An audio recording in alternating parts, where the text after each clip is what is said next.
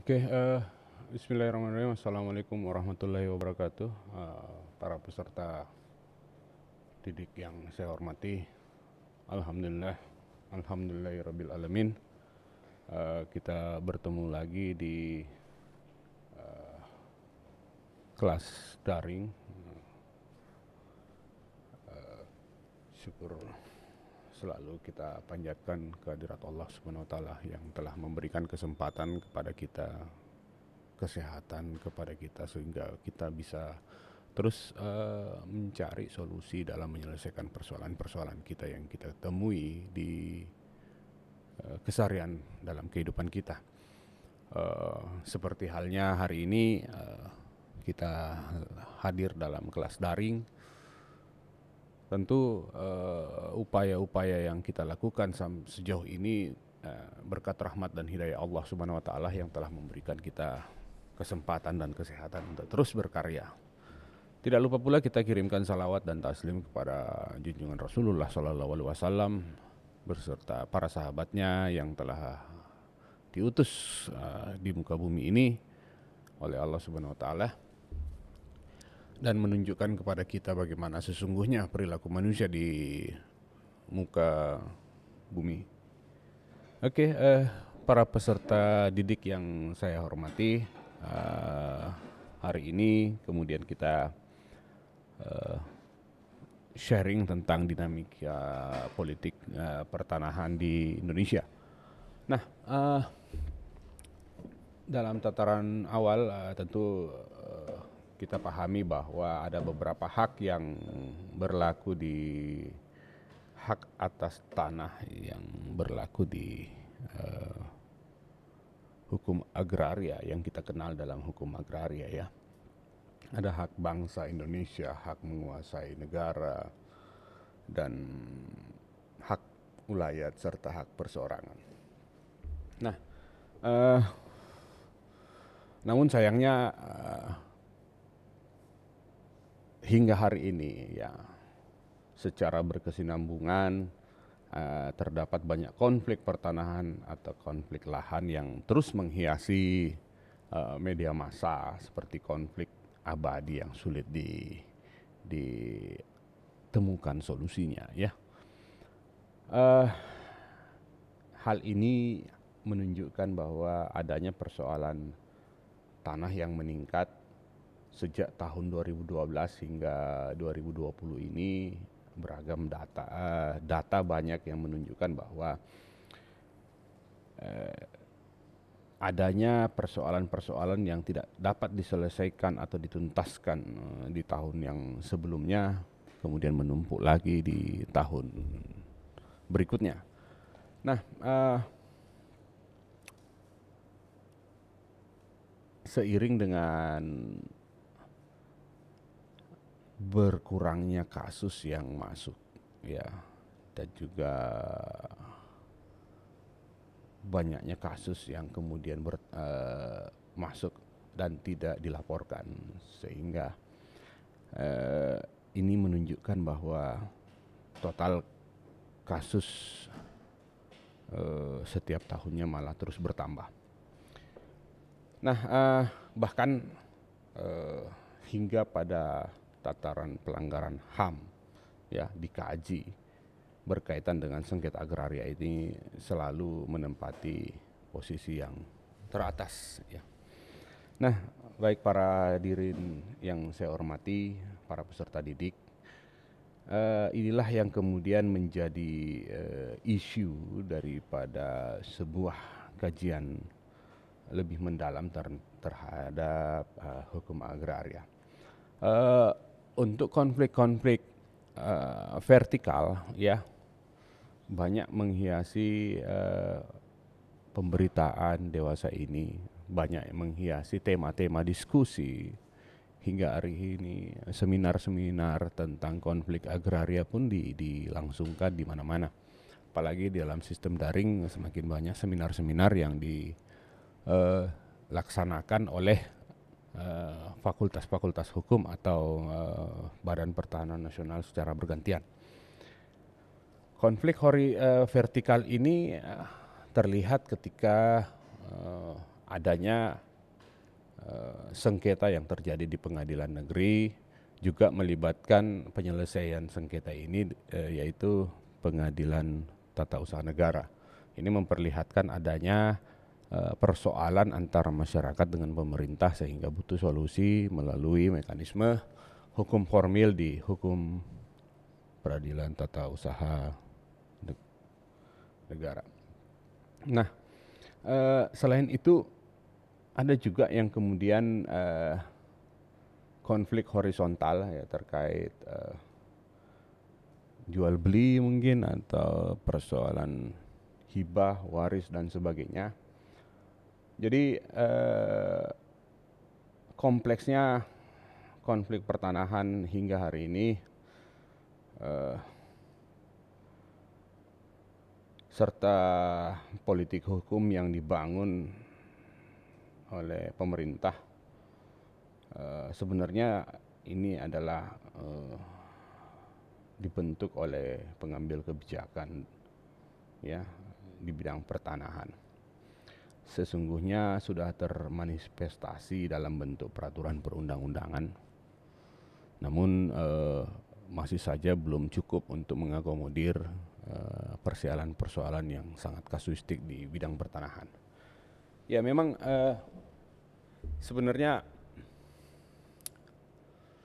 kita lihat bahwa adanya kebijakan-kebijakan yang diambil oleh pemerintah dalam bentuk peraturan perundang-undangan dan turunannya cukup memberikan solusi dalam penyelesaian sengketanya. Namun sayangnya peradaban juga terus berkembang sehingga tidak semudah itu kemudian bisa undang-undang yang ada bisa mengakomodir persoalan di tengah masyarakat yang juga ikut berkembang, ya, di mana hukumnya ya seakan-akan tertatih-tatih juga mengikuti perkembangan zaman. Tapi bukan berarti ini merupakan ejekan buat kaum pemikir hukum yang tidak bisa menyelesaikan persoalan itu dengan segera. Tapi inilah hadirnya ilmu hukum untuk membantu pemikir-pemikir sebelumnya agar bisa menciptakan sebuah regulasi yang lebih modern dan mampu mengakomodir persoalan masyarakat hingga masa yang cukup panjang. Baiklah, kita masuk ke dalam intinya. Sebenarnya ada politik tanah di era kolonial, ya. Nah, di sini era kolonial memang pemerintah di era kolonial memang sangat menguasai, sangat mendominasi, sangat mengeksploitasi, bahkan mendiskriminasi, ya, dalam kepemilikan tanah. Negara dikelola oleh pemerintah kolonial waktu itu memang dia berperan sebagai pemilik tanah satu-satunya waktu itu.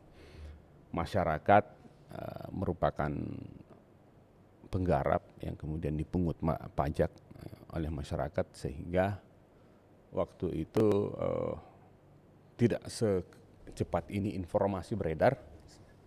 Akibatnya dualisme hukum itu memang acap kali terjadi, ya. Nah,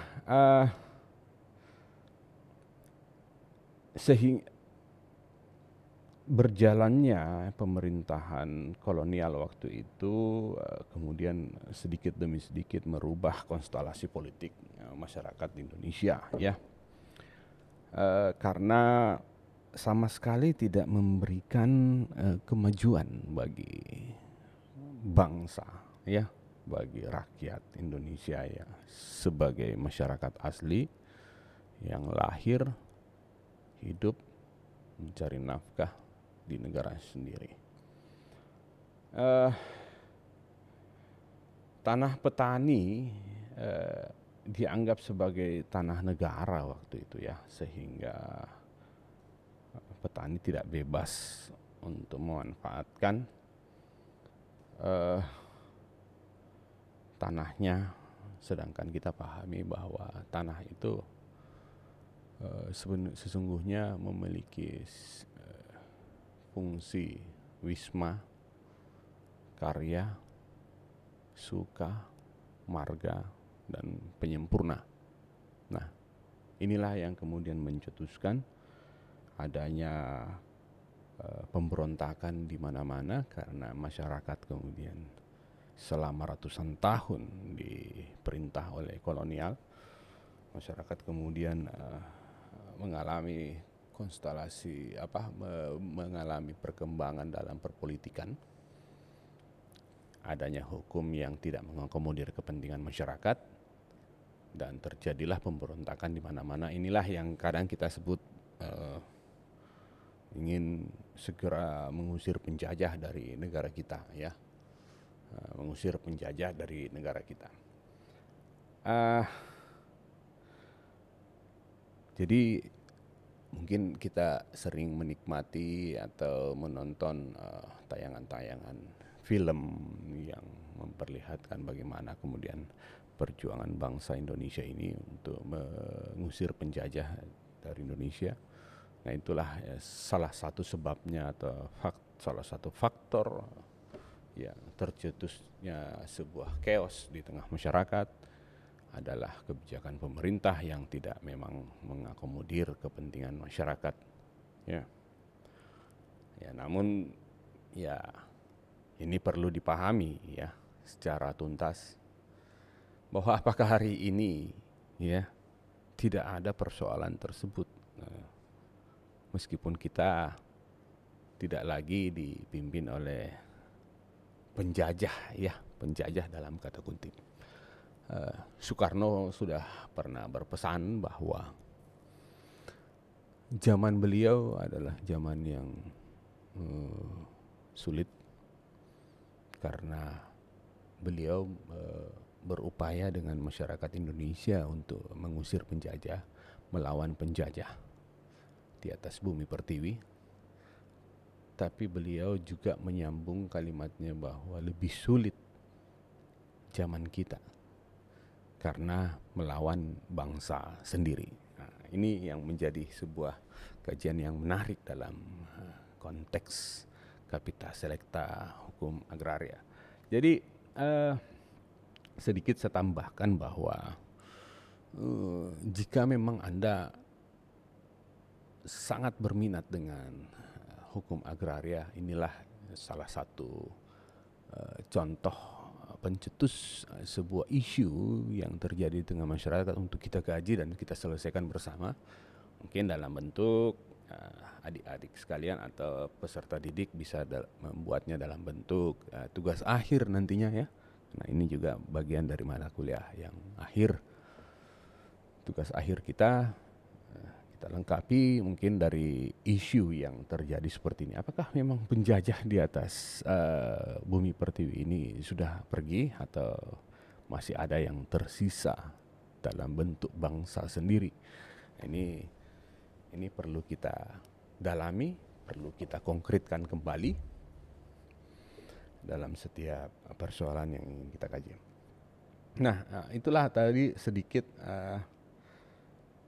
pandangan tentang zaman pemerintahan kolonial. Orde Lama kemudian menerima setumpuk persoalan dari pemerintah kolonial, adanya tanah-tanah bebas yang kemudian ditinggalkan oleh penjajah waktu itu, ya. Pemerintah kolonial meninggalkan tanah-tanah yang bebas besar, kemudian didiami oleh masyarakat secara turun-temurun. Itu diduduki oleh petani secara turun-temurun ya. Ini tentunya menjadi persoalan baru karena perlu adanya kepastian hukum yang diciptakan sehingga tidak menimbulkan konflik di tengah masyarakat. Jadi ada produk hukum kolonial yang ditinggalkan dan produk hukum lokal yang diakui oleh pemerintahan sebelumnya itu juga masih berlaku, ya. Nah, ini kemudian persoalan-persoalan seperti ini menimbulkan banyak polemik sehingga pemerintah merasa harus dibuatkan regulasi, ya. Tentu kalau kita bikin sebuah penelitian ada langkah konkret yang kita ambil, tentu ini terlihat seperti saran, ya, ketika saya katakan, ya, terlihat seperti saran dalam sebuah penelitian, ya, ketika saya katakan bahwa persoalan-persoalan ini perlu diselesaikan oleh pemerintah, yaitu makanya pemerintah kemudian mengambil langkah konkret dengan menciptakan sebuah undang-undang darurat nomor 8 tahun 1954 tentang pemakaian tanah perkebunan oleh rakyat.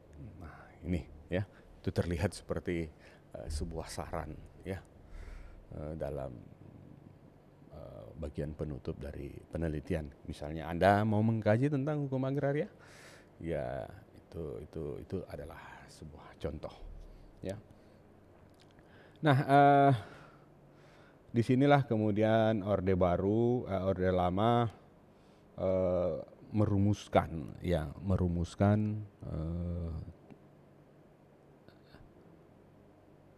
peraturan perundang-undangan yang lebih sempurna, ya, lebih mengembangkan, lebih sesuai dengan masyarakat Indonesia.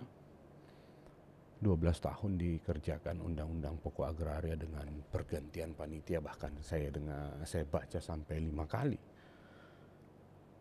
Inilah yang kemudian memuat pembentukan panitia dan land reform di dalam undang-undang pokok agraria. Ya, salah satu intinya adalah pembatasan hak, ya, kepemilikan tanah agar tidak merugikan kepentingan umum. Jadi inilah yang kemudian memberikan sedikit keadilan bagi masyarakat Indonesia saat itu. Dari akumulasi dari peraturan perundang-undangan itu, di sini terlihat adanya konsep monopoli yang dihambat, ya. Kepemilikan tanah yang begitu besar oleh segelintir orang juga diupayakan untuk tidak terjadi lagi, ya, karena kita pahami bersama ada PR yang besar ketika pemerintah kolonial meninggalkan bangsa ini. Dia menyisakan persoalan yang begitu rumit, salah satunya petani menduduki lahan peninggalan daripada penjajah waktu itu. Nah, pada masa Orde Baru kemudian ia melihat ada persoalan yang belum diakomodir oleh pemerintahan Orde Lama. Nah, untuk pemanfaatan lahan, ya, Indonesia yang begitu besar, ya, yang berfungsi saya katakan tadi sebagai wisma, karya, marga, suka, dan penyempurna. Pemerintah Orde Baru kemudian memfokuskan pada pertumbuhan ekonomi dan pembangunan.